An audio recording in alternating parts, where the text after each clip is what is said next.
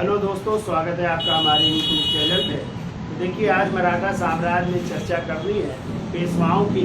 और पेशवाओं के क्रम में जो है प्रथम पेशवा साहू जी ने बनाया था वो थे बालाजी विश्वनाथ। और बालाजी विश्वनाथ का टाइम है 1713 से लेकर के 1720 ईस्वी।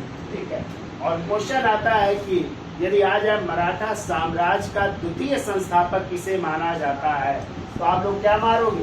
बालाजी विश्वनाथ को। वैसे तो मराठा साम्राज्य का संस्थापक छत्रपति शिवाजी महाराज को मानते हैं। ठीक है। लेकिन यदि कभी आ जाए द्वितीय संस्थापक किसे माना जाता है मराठा साम्राज्य का, वो कहलाते हैं बालाजी विश्वनाथ। और बालाजी विश्वनाथ जो है कोंकण के एक ब्राह्मण थे।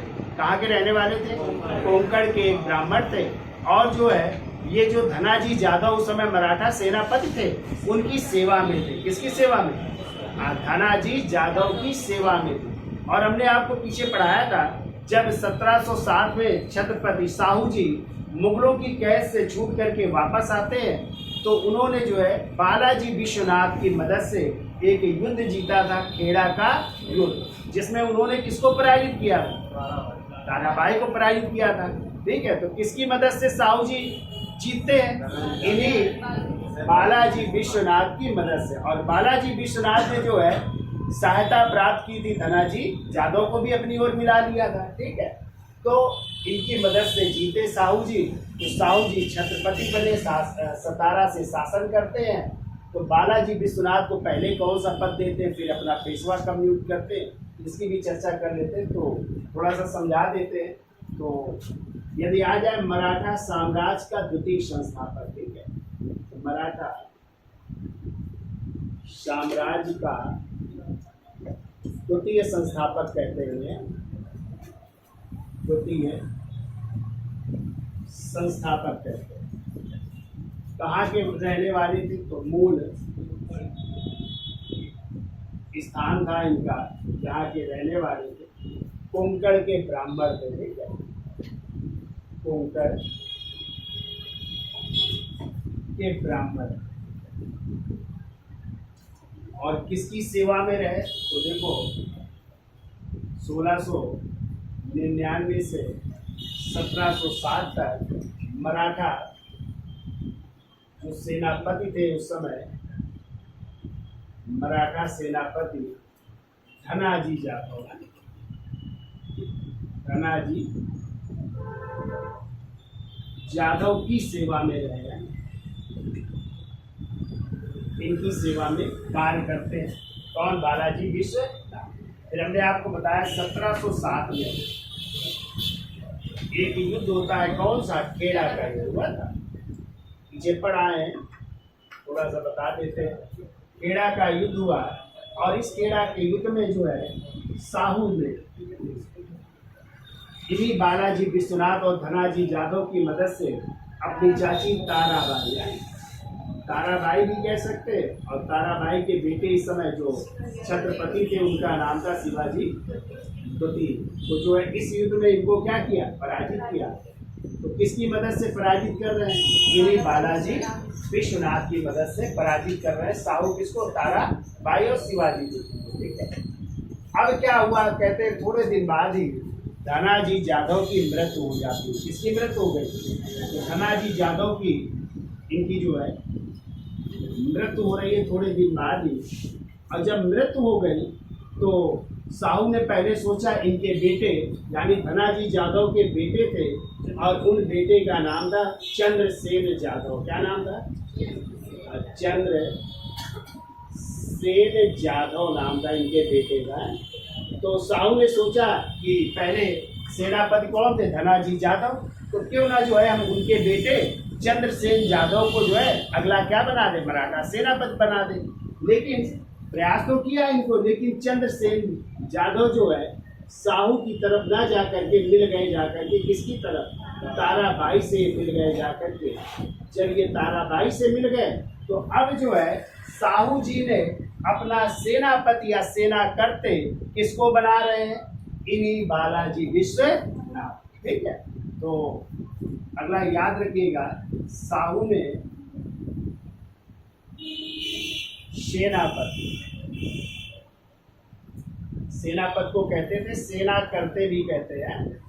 तो सेना करते का पद दे रहे हैं, किसको दे रहे हैं? बालाजी विश्वनाथ को दे रहे हैं। बालाजी विश्वनाथ को दिया जा रहा है सेनापति का पद। और ये इस पद पर कब से कब तक रहते हैं? तो 1707 या 8 भी कह सकते हैं, 8 कर लो। तो 1708 से लेकर के 1713 ईस्वी तक बालाजी विश्वनाथ किस पद पर है? ये सेनापति के पद। और ये कौन बना रहा है? शासक। ठीक है। इसके बाद जो है साहू ने जो है बालाजी विश्वनाथ को 1713 में एक नया पद दिया और वही पद है पेशवा। तो यानी अब जो है पेशवा का पद प्राप्त हो रहा है किसको? बालाजी विश्वनाथ को। और इस तरह 1713 से लेकर के 1720 ईस्वी तक बालाजी विश्वनाथ किस पद पर रहेंगे? पेशवा। ठीक है। तो यही टाइम है इस तरह बालाजी विश्वनाथ कब से कब तक? 1713 से लेकर के 1720 ईस्वी तक जो है किस पद पर? पेशवा के पद पर। ठीक है। पीछे हमने आपको पढ़ाया था कि बालाजी विश्वनाथ जो है 1719 ईस्वी में, जो आपको सबसे याद रखना है, 1719 में एक संधि हुई थी, दिल्ली की संधि। पीछे पढ़ करके आए हैं, चलिए फिर से थोड़ा सा बता देते हैं। दिल्ली की संधि की थी, किससे की थी? तो उस समय जो है मुगल सेनापति थे और उन मुगल सेनापति का नाम था हुसैन अली खां, जिन्हें आप लोग सैयद बंधु कहते हैं। नाम याद आया? सैयद बंधु, जिन्हें किंग मेकर कहा जाता है। ठीक है। हिंदुस्तानी गुट के नेता थे। एक का नाम था अब्दुल्ला खां और दूसरे का नाम था हुसैन अली। तो अब्दुल्ला खां प्रधानमंत्री थे और हुसैन अली खां सेनापति। और ये बनाया था मुगल बादशाह फर्रुखसियर। ठीक है। क्योंकि फर्रुखसियर इन्हीं की मदद से जीता था, सैयद बंधुओं की मदद से। तो बड़े भाई को उसने प्रधानमंत्री का पद और हुसैन अली खां को सेनापति। लेकिन वही फर्रुखसियर जो है 1719 में इन सैयद बंधुओं से क्या पाना चाहता था? मुक्ति पाना चाहता था। ठीक है। इस कारण इनके खिलाफ जो है षड्यंत्र करता है।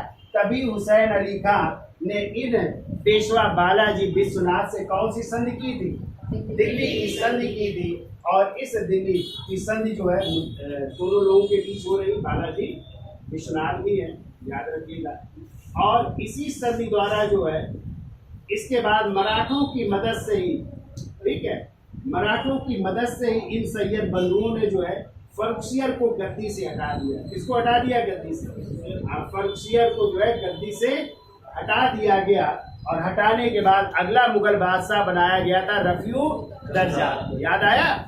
तो देखिए, जब ये संधि हुई थी तो इस संधि में बहुत फायदा हुआ मराठों को, क्योंकि इसमें ये बात हुई कि अब जो है मुगल बादशाह जो है साहू जी को क्या मानेंगे? छत्रपति मानेंगे। और दक्कन में चौथ और सरदेशमुखी वसूल करने का अधिकार भी जो है मराठों को मिल गया। इसीलिए एक इतिहासकार है रिचर्ड टेम्पल, बहुत पूछा जाता है, रिचर्ड टेम्पल ने इस दिल्ली की संधि को जो है मराठा साम्राज्य का मैग्ना कार्टा कहा है। क्या कहा है? मराठा साम्राज्य का मैग्ना कार्टा कहा है। ठीक है। काफी पूछा जाता है कि मराठा साम्राज्य का मैग्ना कार्टा किसने कहा? रिचर्ड टेम्पल ने। किस संधि को कहा? दिल्ली की संधि। क्योंकि आज पे मराठों को बहुत सारे अधिकार प्राप्त हो रहे हैं और साहू जी को जो है मुगल क्या स्वीकार कर रहे हैं? छत्रपति स्वीकार कर रहे हैं। और यदि पूछा जाए इस दिल्ली की पुष्टि किसने की, तो किस मुगल बादशाह ने की थी पुष्टि? चूंकि फर्रुखसियर मर गए थे तो इसकी पुष्टि की थी अगले मुगल बादशाह रफीउ दर्जात ने की थी। ठीक है। इसने इस दिल्ली की संधि की पुष्टि की। हो तो गई थी दिल्ली की संधि किससे? हुसैन अली खां से। और फर्रुखसियर को मार दिया गया था, गद्दी से हटा दिया गया था। तो इसकी पुष्टि किसने की थी? वो था रफीउ दर्जात। ठीक है। इतनी चीजें याद रखनी है आपको। अब 1720 में बालाजी विश्वनाथ की क्या हो जाती है? मृत्यु हो जाती है। तो साहू ने उनके बेटे, जिनका नाम था बाजीराव प्रथम, को अपना क्या बनाया? अगला पेशवा नियुक्त किया। और यहीं से जो है पेशवा का पद क्या हो जाएगा? पैतृक हो जाएगा। तो यदि आ जाए पेशवा का पद कहाँ से पैतृक हो गया? तो बाजीराव प्रथम। ठीक है। और यही बाजीराव प्रथम थे जिनका संबंध था मस्तानी फिल्म देखी है बाजीराव मस्तानी? नहीं देखी है? हाँ, तो बाजीराव प्रथम यही थे जो बालाजी विश्वनाथ के क्या थे? बेटे। इनकी अब कहानी, चूंकि इन्होंने मराठाओं की पताका को कटक से लेकर के कहाँ तक? अटक तक फहरा दिया था। ठीक है, तो पहले समझोगे कि लिखोगे इतना।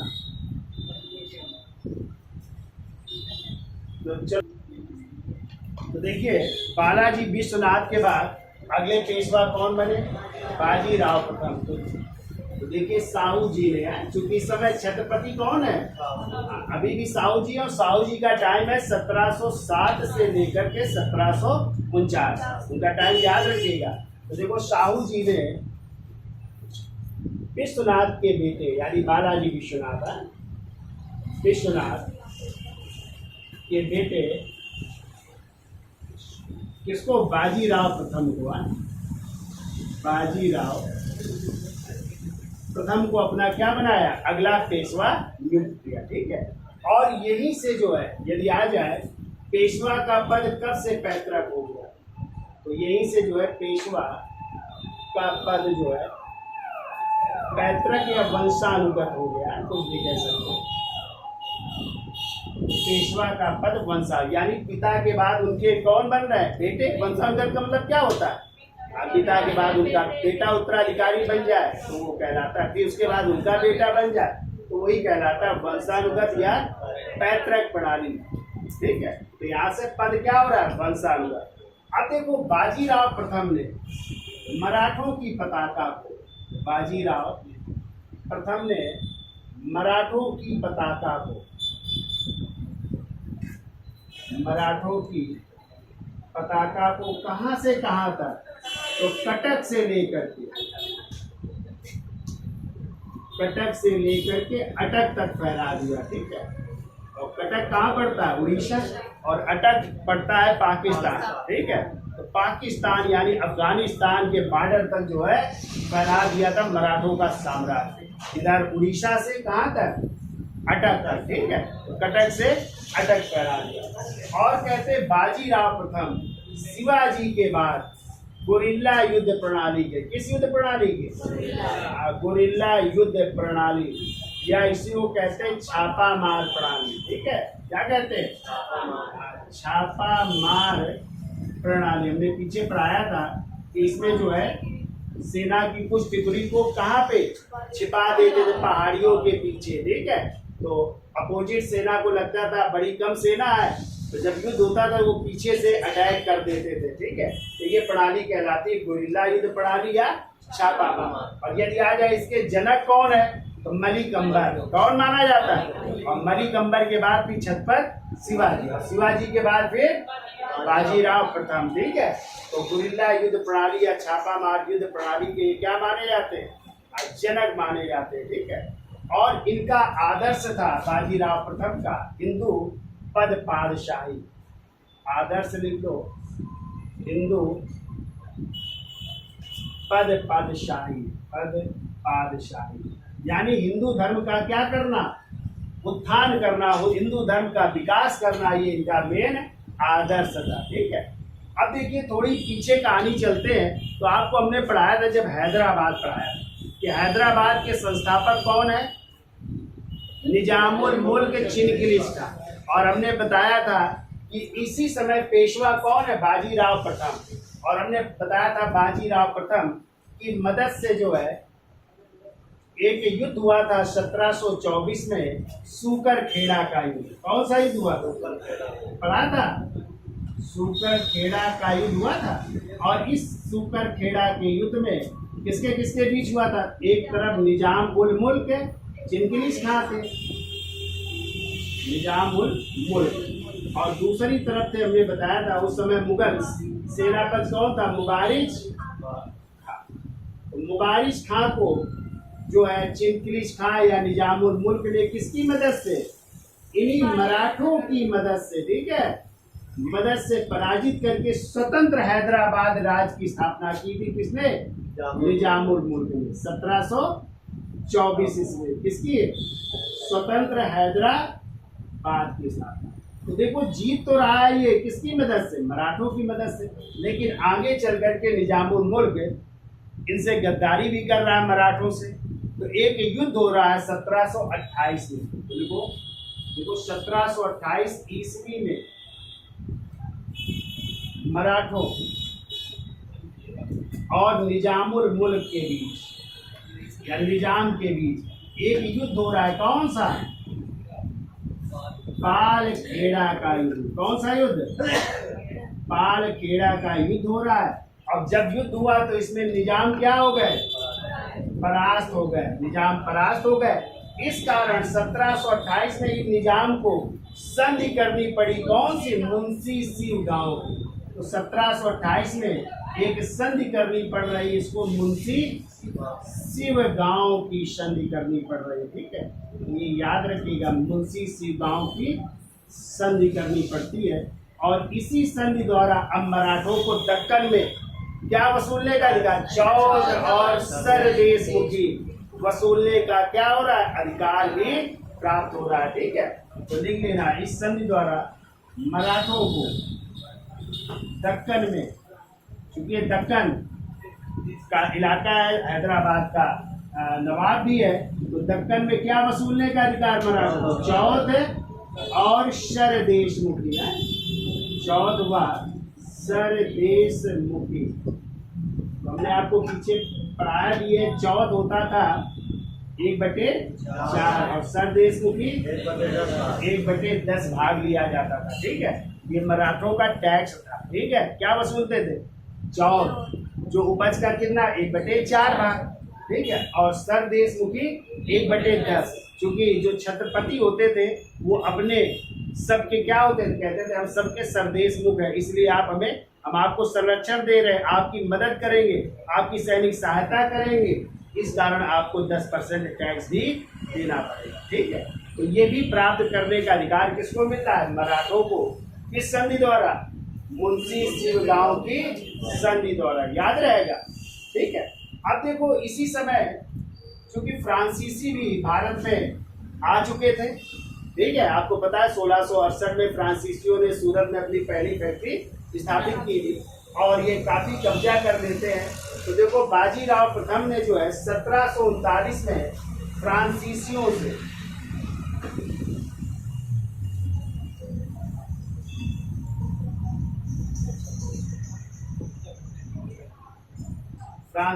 से क्या क्या जीत रहे हैं? तो 2 स्थान जीत रहे हैं। एक का नाम है सालसेट और दूसरा है बसीन है। तो 2 सालसेट प्लस बसीन किससे छीन ले रहे हैं? फ्रांसीसियों से छीन ले रहे हैं। ठीक है, तो यहाँ पे भी मराठों का अधिकार हो रहा है सालसेट पे और बसीन पे। ठीक है, तो यहाँ तक समझ में आ गया। यानी साहू जी ने किसे अपना पेशवा नियुक्त किया? बाजीराव प्रथम को। और ये पेशवा का पद क्या हो गया? वंशांतर। बाजीराव प्रथम ने मराठों की पताका कहाँ से कहाँ तक? कटक से अटक तक। ठीक है, फिर हमने बताया बाजीराव प्रथम शिवाजी के बाद गुरिल्ला युद्ध प्रणाली या छापा मार युद्ध प्रणाली के जनक। ठीक है, इनका आदर्श क्या था? हिंदू बादशाही को बनाए रखना, उसका विकास करना। और बाजीराव प्रथम की मदद से ही निजामुल मुल्क ने 1724 में सुपरखेड़ा गेल में किसको पराजित किया? मुबारिज खान को। और कौन सी राज्य की स्थापना की? स्वतंत्र हैदराबाद राज्य की स्थापना। तो आज हैदराबाद का संस्थापक कौन? निजामुल मुल्क चिंगली या इसी को आसफ जहां भी कहते हैं। ठीक है, चूंकि इसका वंश क्या कहलाया? आसफ जाही वंश कहलाया। ठीक है, फिर हमने बताया 1728 में निजाम से फिर युद्ध हो रहा है मराठों का। कौन सा? पालखेड़ा का युद्ध। और इस युद्ध में जो है निजाम पराजित हुए, तो इनको एक संधि करनी पड़ी। कौन से? मुंशी शिव गांव की संधि। और यही भी मराठों को क्या वसूलने का अधिकार? चौथ और सरदेश मुखी वसूलने का अधिकार प्राप्त हो रहा है। 1739 में ही मराठों ने फ्रांसीसियों से क्या 2 चीजें जीत ली? सालसेट और बसीन जीत लिया। ठीक है, अब इसके बाद क्या होता है? एक क्वेश्चन आता है, किसके बारे में बाजीराव प्रथम ने कहा था हमने जो है इस जर्जर वृक्ष के तने पर प्रहार किया और शाखाएं तो स्वयं गिरे जाएंगी। तो ये कहा था मुगल बादशाह, क्योंकि मुगल बादशाह इस समय क्या है? पतन की ओर। तो कहा था हमें इस जर्जर वृक्ष के तने पर प्रहार करना चाहिए, शाखाएं तो अपनी आप टूट जाए। यानी जो पतन की ओर मुगल बादशाह अग्रसर है इस समय, उनको यदि हम पराजित कर दे तो जो छोटे छोटे राज्य वहां पे भी हमारा अधिकार हो जाएगा। ठीक है, फिर मदद करेंगे किसकी? छत्रसाल बुंदेला की। और छत्रसाल बुंदेला कहाँ के थे? ओरछा झांसी के थे। ठीक है, उनकी मदद करेंगे, उनके कई इलाकों को वापस दिलाएंगे। इसी समय उपहार स्वरूप तभी छत्रसाल ने उनको एक नर्तकी को उपहार दे दिया था, और उसी नर्तकी का नाम था वो छत्रसाल ने उपहार दिया था। ठीक है, तभी कहते हैं बाजीराव प्रथम के संबंध किस महिला से थे? तो वो थी मस्तानी। क्लियर? तो चलिए आगे देख लेते हैं, तो इसका स्क्रीनशॉट ले लो, फिर आगे चलते हैं। यहाँ तक समझ में आ गया? अब देखो, अभी 1728 में निजाम पराजित हुआ था, लेकिन निजाम फिर विद्रोह कर देता है। ठीक है, और इस कारण देखो 1738 ईस्वी में 1738 ईस्वी में बाजीराव प्रथम ने एक स्थान पड़ता है, और वो है भोपाल के निकट है। देखो भोपाल के पास निजाम को पुनः पराजित किया।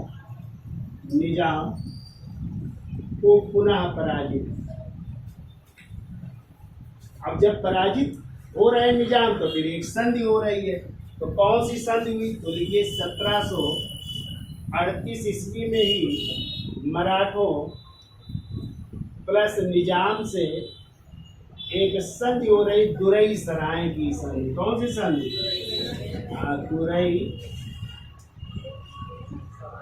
सराय की संधि। और पहले 28 में कौन सी हुई थी? मुंशी शिव गांव की। कौन सी हुई थी? दुरई सराय की संधि हो रही। ठीक है, और इस संधि द्वारा मालवा तथा नर्मदा का सूबा प्राप्त हो रहा है। ठीक है, मालवा प्लस जो नर्मदा नदी का जो भाग है, नर्मदा नदी का भाग या नर्मदा का सूबा जो है, किसको प्राप्त हो रहा है? मराठों को। ठीक है, मराठों को प्राप्त। तो देखो मालवा तक जो है क्षेत्र हो जाता है किसका? मराठों का। मालवा का मतलब मध्य प्रदेश का इलाका। कहाँ का इलाका? मध्य प्रदेश का इलाका जो है मराठों को प्राप्त हो रहा है, प्लस 50 लाख रुपए भी प्राप्त हो रहे हैं। ठीक है, 50 लाख रुपए भी हर्जाने के रूप में किसको? मराठों को प्राप्त हो रहे हैं इनकी तरफ से। तो ये भी याद रखना है आपको, दुरई सराय की संधि कब हो रही है? 1738 ईस्वी में। ठीक है,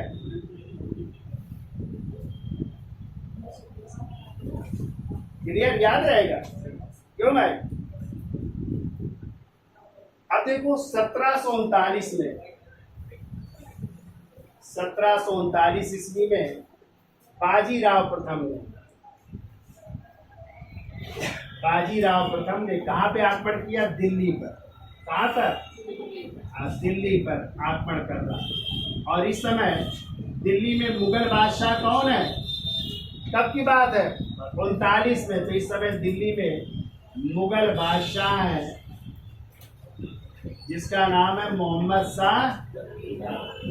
नहीं याद है क्या टाइम भाई?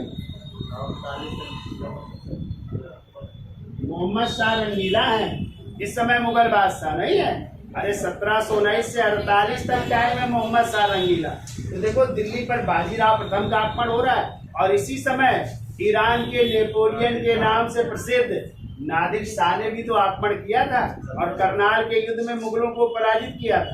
तो मुगल इस समय क्या हो रहे हैं?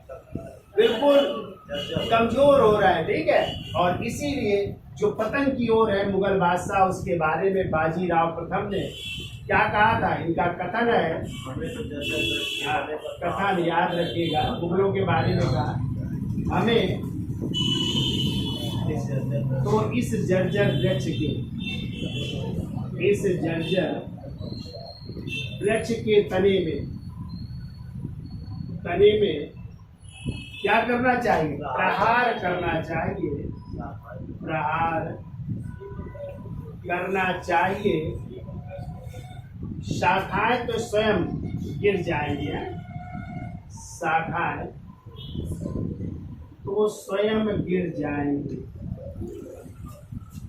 यानी यदि हमने मुगल बादशाह को पराजित कर दिया तो जो छोटे छोटे राज्य हैं वो ऑटोमेटिक हमारी अधीनता क्या कर देंगे, स्वीकार कर देंगे। ये क्वेश्चन आता है किसका कथन है, तो किसका कथन है, बाजीराव प्रथम का। किसके बारे में कह रहे हैं, हाँ, ये जो पतन की ओर यानी जो कमजोर हो चुका है मुगल काल, उसके बारे में कह रहे हैं। ठीक है, फिर देखिए 1729 ईस्वी में, थोड़ा पीछे चलते हैं, बाजीराव प्रथम ने बुंदेलखंड के शासक, कहाँ के शासक हैं, बुंदेलखंड के शासक है छत्रसाल बुंदेला। क्या नाम है, छत्रसाल बुंदेला। ये क्या कर रहे हैं, मदद कर रहे हैं। ठीक है, और मदद करके जो मुगलों के कब्जे में हो गए थे कुछ इलाके, उनको वापस ले लिया, जैसे कालपी, झांसी, हमीरपुर। ठीक है, ये क्षेत्र जो है पुनः लेकर के किसको वापस कर देते हैं, छत्रसाल बुंदेला को। और इसी समय उपहार में छत्रसाल बुंदेला ने एक नर्तकी भेंट की और उसी नर्तकी का नाम था मस्तानी बेगम। ठीक है, जिस पर फिल्म बनी है बाजीराव मस्तानी। तो ये बहुत क्वेश्चन पूछा जाता है कि मस्तानी बेगम से किसके संबंध थे, किस पेशवा के संबंध थे, क्या बताएंगे आप लोग, बाजीराव प्रथम के संबंध थे। ठीक है, क्लियर। अब देखो 1740 ईस्वी में बाजीराव प्रथम की, बहुत कम एज के थे, बाजीराव प्रथम की क्या हो जाती है, मृत्यु हो जाती है। ठीक है, तो जब बाजीराव प्रथम की 1740 में क्या हो गई, मृत्यु हो गई, तो अगले पेशवा बन रहे इनके बेटे, और इनके बेटे का नाम है बालाजी बाजी। तो उनको भी समझ लेते हैं। ठीक है, तो बाजीराव फर्स्ट याद हो जाएगी इतनी चीजें, है याद रखना है भैया। ठीक है, तो इसका स्क्रीनशॉट ले लो, फिर आगे चलते हैं। तो देखिए बाजीराव प्रथम की जब मृत्यु हो गई 1740 में, तो उस समय छत्रपति कौन है, साहू जी। तो साहू जी ने उनके बेटे बालाजी बाजीराव को क्या बनाया, अगला पेशवा बनाया। ठीक है, तो साहू ने बाजीराव प्रथम के पुत्र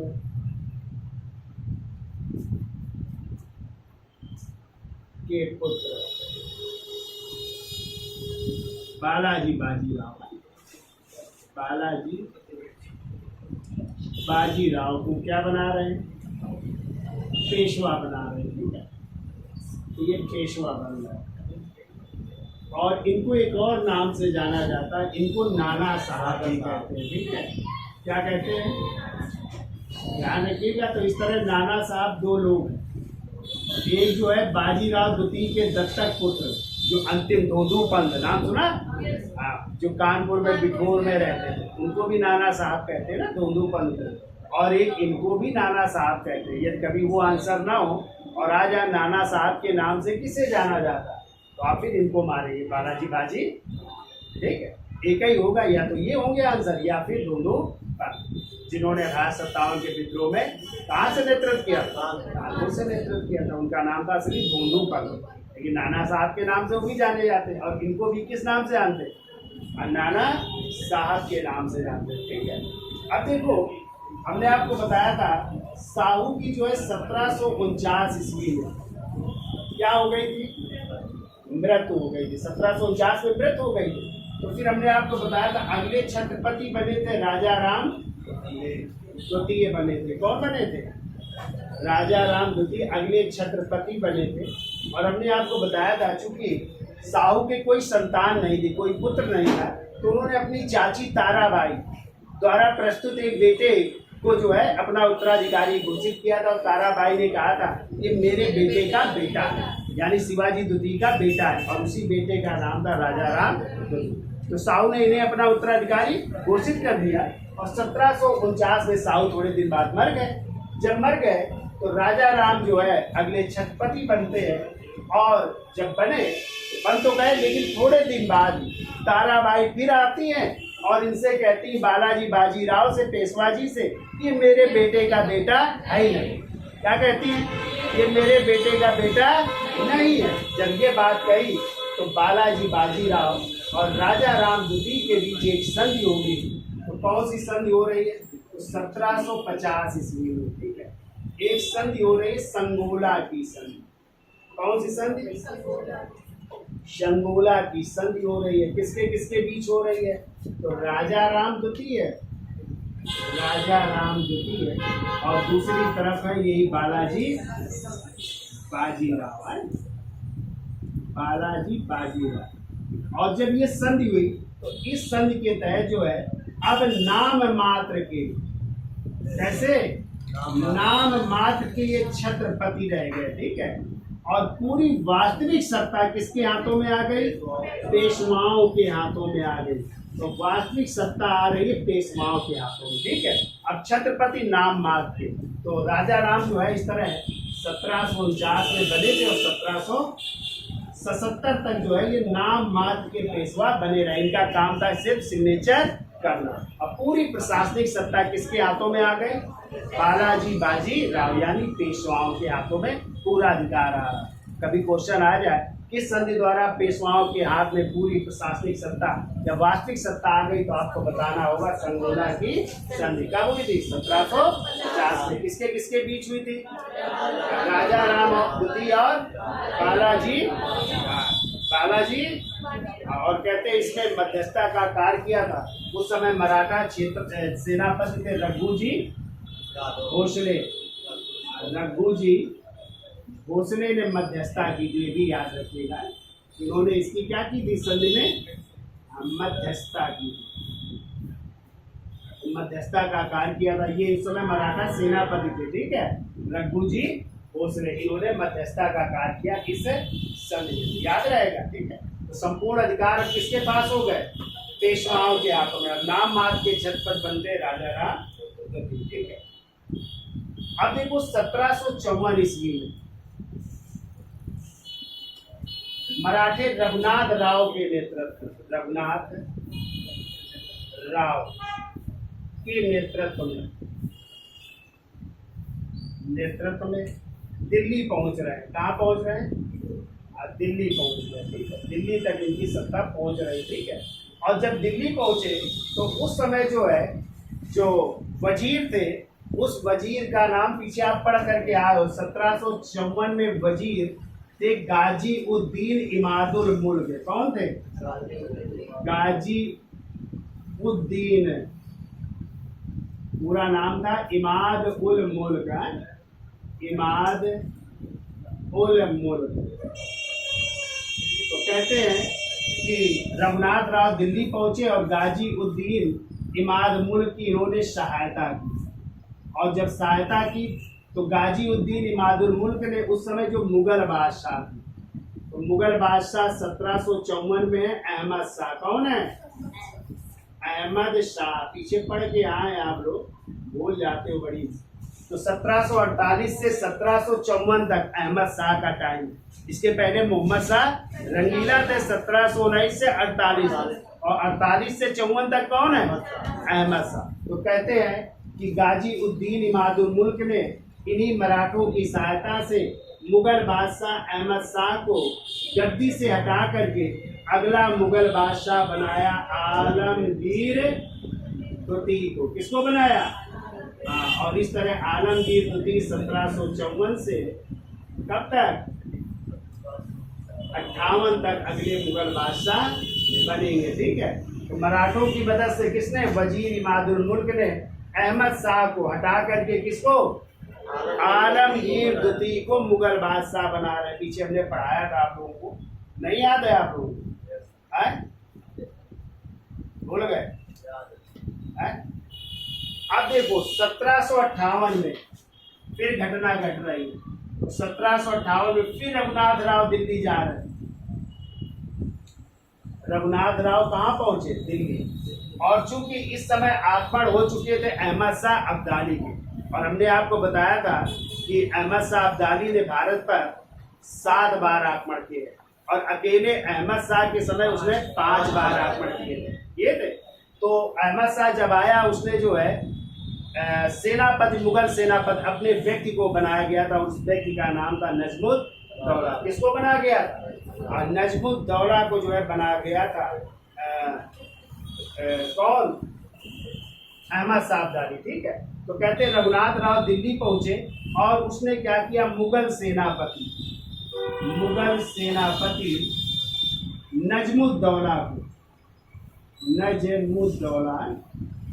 नजमुद्दौला को सेनापति या मीर बख्शी के पद से हटा करके, ये सेनापति है, सेनापति को मुगल काल में क्या कहते हैं? मीर बख्शी के पद से हटाकर है, इसको हटा करके अगला जो है मुगल सेनापति बना रहे हैं किसको? अहमद शाह बंगस को। अहमद शाह बंगस को अगला जो है मुगल सेनापति बना रहे हैं। यानी मराठों का कितना जोर है कि देखो, बादशाह भी बदलने में उनका हाथ है और सेनापति को बदलने में भी उनका हाथ है। यानी जो किसका, अहमद शाह अब्दाली द्वारा नियुक्त था सेनापति नजमुद्दौला, उसको हटा करके मराठों यानी रघुनाथ राव ने अब किसको बना दिया? अहमद शाह बंगस। और इन्हीं बातों से तो नाराज होगा कौन? अहमद शाह अब्दाली नाराज होगा। और क्या घटना घट रही है आगे देखते हैं। 1758 में अब यही रघुनाथ राव ने पंजाब पर आक्रमण कर दिया। कहाँ पे? पंजाब पर आक्रमण है। और पंजाब में जब आक्रमण किया तो उस समय अहमद शाह अब्दाली का पुत्र, अहमद शाह अब्दाली का पुत्र होता है और उस पुत्र का नाम है तैमूर लंग, नहीं तैमूर शाह होता है। तैमूर लंग तो नसीरुद्दीन महमूद तुगलक के इसमें आक्रमण करेगा 1300 इसका नाम है तैमूर शाह। क्या नाम है? तैमूर शाह, जो क्या है, अब्दाली का बेटा है। ठीक है। तो उसको वहां से, इसको जो है यहाँ से भगा देते हैं। ठीक है। यानी हटा दिया जाता है, ये भगा दिया जाता है। और पंजाब का सूबेदार रघुनाथ राव बना देते हैं अदीना बेग को। किसको बना देते हैं? अदीना बेग को बना देते हैं। ठीक है। और इन्हीं बातों से कौन नाराज हो रहा है? अहमद शाह, यानी उसके बेटे को भी हटाया जा रहा है। ठीक है। अब इसी कारण एक युद्ध होगा और वही युद्ध कहलाता है पानीपत का तृतीय युद्ध। ठीक है। तो पहला इतना स्क्रीनशॉट ले लो, फिर आगे चलते हैं।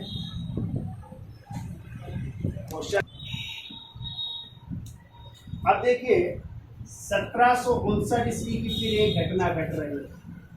1759 ईस्वी में जो वजीर है उस समय, मुगल वजीर है, और मुगल वजीर कौन है? हमने बताया था इमाद उल मुल्क। कौन है? इमाद उल मुल्क है। ठीक है। और इमाद उल मुल्क वजीर है। तो इन्होंने क्या किया? वजीर ने, उस समय मुगल बादशाह कौन थे? तो मुगल बादशाह भी हमने कहा था मराठों की मदद से बदल लिया था ना।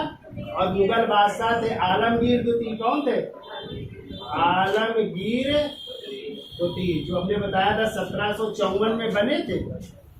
और कब तक रहेंगे? 58-59 तक है। 58 कह सकते हैं या 59 भी कहीं कहीं मिलता है। ठीक है। तो इनको जो है, इस मुगल बादशाह को इन्होंने क्या किया? गद्दी से हटाकर, यानी इनकी क्या कर दी? हत्या कर दी। ठीक है। और हत्या करने के बाद जो है अगला जो मुगल बादशाह बनेगा उसी का नाम था मोही उल मिल्लर नाम था। कौन बनेगा? मोही उल मिल्लर बनेगा। किस नाम से बनेगा? शाहजहां तृतीय के नाम से। किस नाम से? और इसका टाइम केवल माना गया 58 से 59।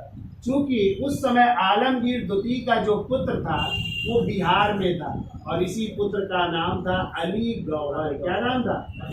और यही अली गौहर फिर अपने को बिहार में बादशाह घोषित कर लेगा। किस नाम से? शाह आलम द्वितीय के नाम से। किस नाम से? और इस तरह यही मुगल बादशाह कहलाएगा जो 1759 में बनेगा और कब तक रहेगा? 1806 ईस्वी तक। ठीक है, अगला मुगल बादशाह। ठीक है, अब देखो जब इसकी हत्या कर दी गई, अगला मुगल बादशाह मुईज़ उल मिल्लत को बना दिया गया। इस बात से और नाराज होता है कौन? अहमद शाह अब्दाली। और अहमद शाह और अब्दाली और मराठों के बीच आपस में टकराहट होती है और उसी का नतीजा होता है पानीपत का प्रतियुद्ध। पानीपत का प्रतियुद्ध जो कब होगा? 14 जनवरी 1761। ठीक है, ये पानीपत का प्रतियुद्ध हो रहा है 14 जनवरी 1761। तो बताइए भैया, पहले पानीपत का पहला युद्ध कब हुआ? 21 अप्रैल 1526। किसके किसके बीच? बाबर और इब्राहिम। बाबर जीत गया और मुगल वंश की स्थापना की। पानीपत का द्वितीय युद्ध 5 नवंबर 1556 को अकबर और हेमू के। अकबर जीत जाता है, हेमू पराजित होता है, मारा जाता है। और ये पानीपत का तृतीय युद्ध हो रहा है किसके किसके बीच? मराठों। ये तो यही आएगा, किसके किसके बीच हुआ? तो मराठों और अहमद शाह अब्दाली के बीच। या फिर आ जाएगा मराठों और अफगानों के बीच। किसके बीच? क्योंकि अहमद शाह अब्दाली क्या था? अफगान था, इसलिए आंसर कभी कभी मराठों और अफगानों के बीच या मराठों और अहमद शाह अब्दाली। अब देखो इस युद्ध में कौन भेजा जा रहा है? तो बालाजी बाजीराव तो बुढ़े हैं, तो इस युद्ध में जो है मराठा का नेतृत्व कर रहे हैं, यानी मराठा सेना भेजी जा रही किसके नेतृत्व में? विश्वास राव, जो कि इनके बेटे हैं। किसके? बालाजी बाजीराव। तो विश्वास राव के नेतृत्व में सेना जा रही है और इनकी सहायता के लिए इनके जो है चाचा होते हैं, यानी बालाजी बाजीराव के चचेरे भाई, जिनका नाम था सदाशिव राव भाऊ। सदाशिव राव भाऊ, तो ये भी जा रहे हैं। तो यानी 2 लोगों के नेतृत्व में सेना जा रही मराठा। कौन कौन? विश्वास राव जो किसके बेटे हैं? बालाजी बाजीराव। और रघुनाथ, ये सदाशिव राव कौन है? बालाजी बाजीराव के चचेरे। ठीक है, और फिर क्वेश्चन आता है कि मराठा तोपखाने का नेतृत्व कौन कर रहा है? मराठा तोपखाने का नेतृत्व कर रहे थे इब्राहिम गाजी। कौन कर रहा था? इब्राहिम गाजी कर रहे थे। ठीक है, तो कहते हैं इस युद्ध में जो है मराठों की क्या हुई? हार होती है। मराठे क्या होते हैं? पराजित होते हैं। और कहते हैं इस युद्ध में बहुत मराठे मारे गए, यहाँ तक कि विश्वास राव और सदाशिव राव भाऊ भी मारे जाते हैं। और इब्राहिम गाजी भी युद्ध के मैदान में लड़ता हुआ ये भी वीर गति को प्राप्त होगा। ठीक है, अब जो है इस मराठों के जो है जब पराजित होते हैं तो कहते हैं पराजय की सूचना बालाजी बाजीराव को एक कूट संदेश में पहुंचाई जाती है। और उस कूट संदेश में लिखा था 2 मोती विलीन हो गए। कितने मोती? 2 मोती विलीन हो गए।